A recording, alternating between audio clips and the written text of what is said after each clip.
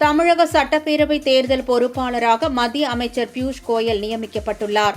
தமிழகத்தில் இன்னும் சில மாதங்களில் சட்டப்பேரவை தேர்தல் நடைபெறவுள்ள நிலையில் அரசியல் கட்சிகள் தீவிர தேர்தல் பணிகளில் ஈடுபட்டு வருகின்றன. இந்நிலையில் அதிமுக கூட்டணியில் பாஜக இடம்பெற்றுள்ள நிலையில் கூட்டணிக்கு மேலும் சில கட்சிகளை சேர்ப்பதற்கான முயற்சிகள் நடைபெற்று வருவதாக தகவல்கள் தெரிவிக்கின்றன. இதனிடையே சட்டப்பேரவை தேர்தல் பொறுப்பாளராக மத்திய வர்த்தகம் மற்றும் தொழில்துறை அமைச்சர் பியூஷ் கோயல் நியமிக்கப்பட்டுள்ளார். இணை பொறுப்பாளர்களாக சட்டத்துறை மற்றும் நாடாளுமன்ற விவரங்கள் துறையின் அமைச்சர் அர்ஜுன் ராம் மேக்வால், மத்திய விமான போக்குவரத்து துறை இணைய அமைச்சர் முரளிதர் மேக்வால் ஆகியோர் நியமிக்கப்பட்டுள்ளனர்.